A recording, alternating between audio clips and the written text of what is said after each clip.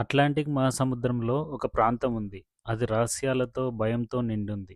సముద్ర యాత్రికులు, పైలట్లు కూడా జాగ్రత్త చెప్పుకునే ప్రాంతం. అదే Bermuda triangle. Hello friends, welcome to another mind blowing fact video. ఎందుకు ఈ ప్రాంతం అంత మిస్టీరియస్గా మారిందో ఇప్పుడు తెలుసుకుందాం. బర్ముడా ట్రయాంగిల్ అనేది అట్లాంటిక్ మహాసముద్రంలో మియామి, బర్ముడా, పోర్టోరికో మధ్యలో ఉంటుంది. దీన్నే డెవిల్స్ ట్రయాంగిల్ అని కూడా అంటారు. ఎందుకంటే అక్కడికి వెళ్ళిన ఫ్లైట్స్ ఇంకా షిప్స్ తిరిగి రావు. కంపాస్ పనిచేయదు. సిగ్నల్స్ మాయమవుతాయి. ఇది సినిమా కాదు, నిజం. 1945లో 5 యుఎస్ నేవీ బాంబర్ విమానాలు ఫ్లైట్ 19 ఫ్లోరిడా నుండి అట్లాంటిక్ ఓషన్లో సాధారణ శిక్షణ మిషన్ కోసం బయలుదేరాయి. ఈ శిక్షణలో పైలట్స్కి నావిగేషన్ ఇంకా బాంబింగ్ డ్రిల్స్ సాధన చేయడం టార్గెట్.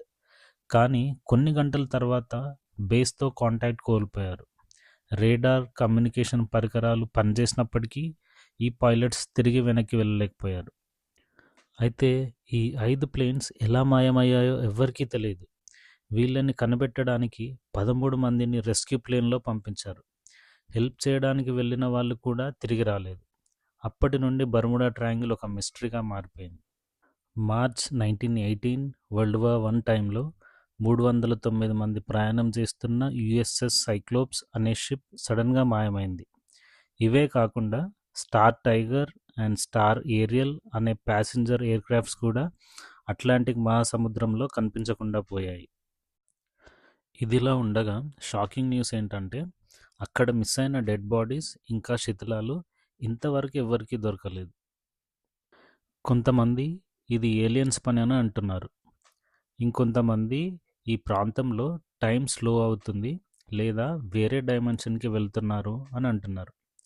ఇంకొంతమంది ఏమో సముద్రంలో ఉన్న మ్యాగ్నెటిక్ ఫీల్డ్ కారణంగా కంపాస్ తప్పుగా చూపిస్తుంది అని అంటున్నారు. కానీ సైన్స్ ఏమంటుంది అంటే ఇది అంతా మిస్టరీ కాదు. ఈ ప్రాంతంలో తీవ్రమైన తుఫాన్లు చాలా సాధారణం. మానవ తప్పిదాలు మరియు పాత నావిగేషన్ టెక్నాలజీ కూడా దీనికి కారణమని అంటున్నారు. అయితే బర్ముడా ట్రయాంగిల్ నిజంగా ప్రమాదకరమా లేక మన భయాల వల్ల సృష్టించిన కథేనా? మీకు ఏమనిపిస్తుంది? ఇది మిస్టరీనా లేక సైన్స్ ఎక్స్ప్లెయిన్ చేసిన విషయమా? కామెంట్స్లో చెప్పండి. ఇంకా ఇలాంటి వీడియోల కోసం సబ్స్క్రైబ్ చేయండి. Thank you for watching.